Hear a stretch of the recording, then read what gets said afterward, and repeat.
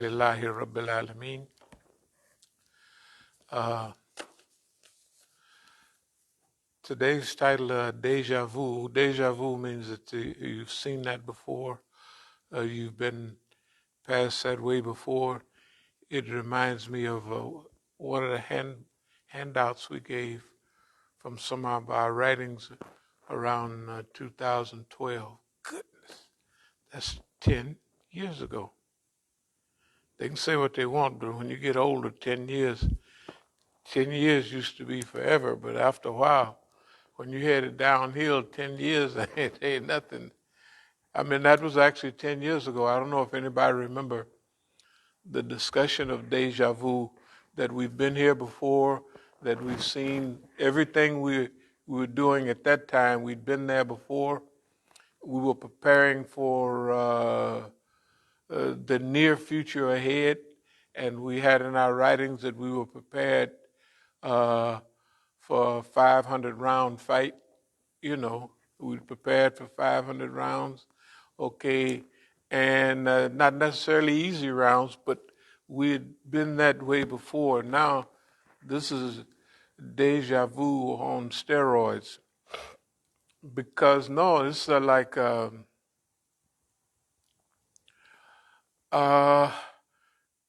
actually it's good. It's very good that when you're still moving ahead, but you've seen the scenery before, but you're still progressing. That's a great gift, and we thank Allah subhanahu wa ta'ala for allowing us to be here.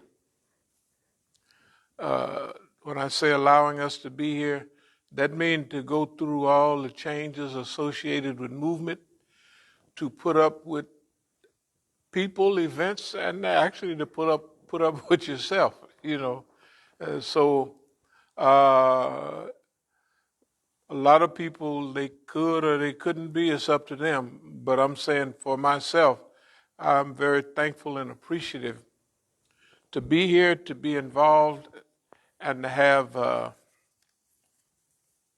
this type of attitude, high expectations about the future, and what part we're going to play in it, which the more we proceed into this, the clearer and more distinct the picture gets, and we'll talk about that specific subject, maybe at our program, at our message from the Imam program, and yeah, Masjid al-Islam fights back. We'll have it included in our lecture for this program on the 30th. And remember, after that, we're going to have our Black History program. And so if it's 20, that means we'll have at least 4 weeks per. And we'll have a lot of integrative type lectures on the Black movement, what part we played in the Black movement and what part we're playing now.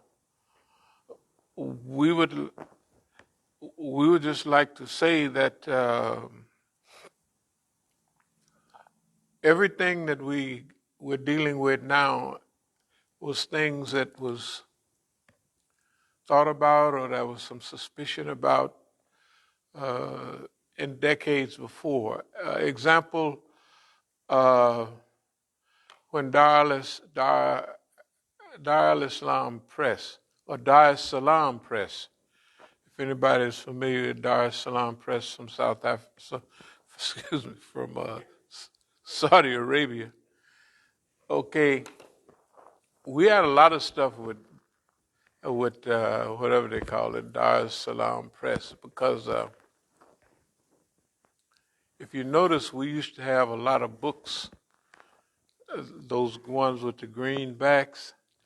Okay, we technically not got rich off of them, but they sent a big shipment of those books.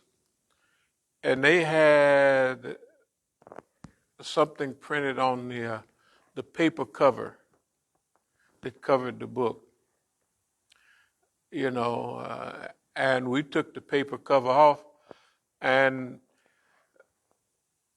some of the books we didn't agree with, but we said, hey, this is what they're distributing, uh, and we used to get them kind of free, not free, but for instance, we would get a box of those books for like $25, and the people have their distributors. Like then, I'm not going to mention the person's name, but he was one of the Saudi book distributors, and they had their hookups. Now, some of the people now have the same hookup, but it's within food distribution and what have you. It's the same hookup as in. They say that they play the same part. The part was if they want to take over the book thing. So just to deal with books for a minute, when we came here with after looking around, we said we want to become the main book distributor in D.C. Now, at that time, everybody went out to Halalko. There was no book sellers. There's a few people had a few books in it, but if you wanted to go get, that's when people were really readers in those days. I mean, the Muslims, if you would see them. They would be waiting for the latest books to come out, the latest tafsir of Quran. I mean, that's what that was outside, and it was inside too, because everybody was kind of fired up about Islam, and they wanted to get the latest ideas and trends. So people were very. When we went to book programs, we sold a lot of the stuff we did around here. Most of it was with book money. I mean, we not donations. It was book money. We would go to all the programs that they have, ISNA programs, later on ICNA programs, and we would travel wherever we had to travel. You know, if the program was in Kansas City, if the program was in Ohio, wherever they had their annual event, usually around Labor Day, we went. When they had programs around Thanksgiving and Christmas, because since the Muslims don't deal much with Thanksgiving and they don't deal much with Christmas, they always have their seminars, their annual seminars. One, ISNA is on Labor Day. You know, usually that Labor Day weekend, like when we would go way over to Chicago, that would be the Labor Day weekend usually. The other groups had another program on either Thanksgiving or on Christmas, like because we didn't, you know. So that was a cheap time to have a program. You could get a good price at the hotels. The hotels wasn't going to usually have too many people there, and they would be glad for you to have a big seminar in their hotels. Anyway, so a lot of our activity was surrounding that, and what we said is that we wanted to become the main book distributor in D.C. And believe it or not, that up there on A Street, the books used to come from the wall all the way out, you know, and all the way up to the ceiling. And you have to be able to count too. How much does one $20 book? How many books do you have if you got them stacked up to the ceiling and all the way down, except that was a table for duplicating tapes, and out about 1, 2, 3, 4, at least 4 books out this way. And I had it so down pat, I knew where to find all those books in there. I didn't know where a certain book was, because you're dealing with it all the time. Anyway, we it was a good time, because the word wasn't out about, okay, the government thought that they would incorporate us. They had their plan for that period, and we were too active to do too much. I mean, they couldn't cut us off, because we was everywhere in every program, no matter what it was. That's where we was, and we was there with books. And a lot of people thought that that's what we did. That was what we did, was just books. But they didn't realize that we knew all the booksellers and all the people that have, if you go to these big programs, they'll have a bazaar. Well, that whole crew, we used to be set up for that. Okay, if that program's going to be this date, and we'll get there at this time, and we'll have this, and we'll do that. And even we had the game down on setting up. For instance, if you buy one table, one of these tables, okay, do you remember how our tables were set up? We would get one table, whatever it was, $150, something like that. Later on they got way up there, but $150, $200, we would get one table. But then we would have in our square, we'd have a table going this way, a table going that way in the back, and one coming up here. And the people could walk in right there and look at our books, and they could. So we would have 1, 2, 3, 4 tables for the price of one.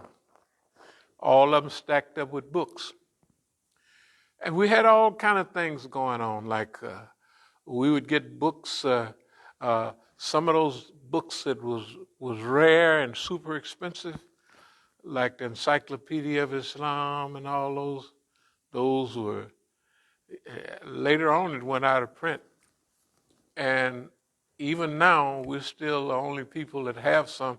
They come out with another print that was kind of thin, it was all kind of, and we got the same ones. The people that printed it, the book printers, big ones out here in Northern Virginia and other places, they used to have a place right across from Adams Center, the old Adams Center, the warehouse.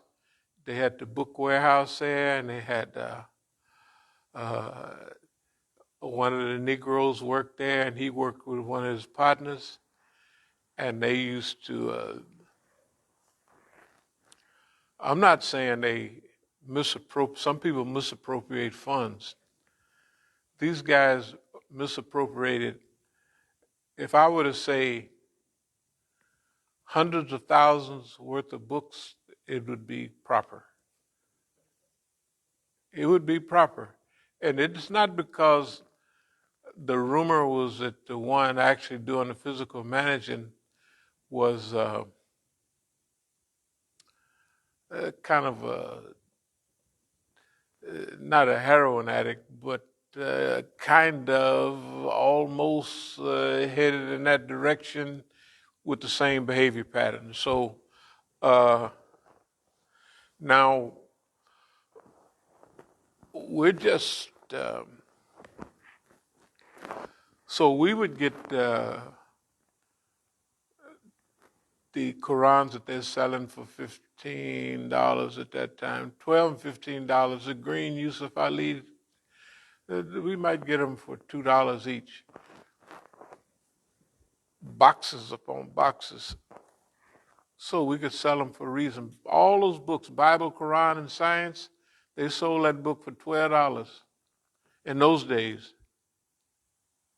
And we sold it for $8.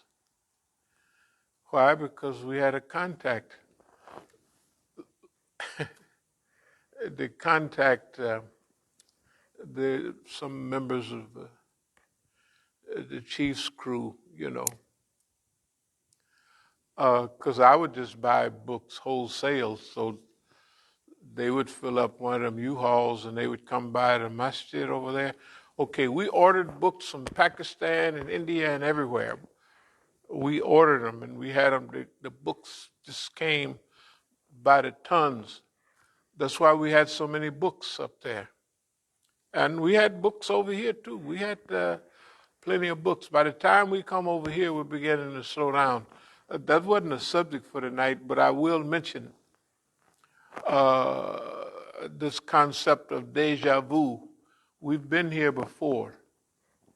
Okay, right now we won't be selling books as much, although we have tons of books over there.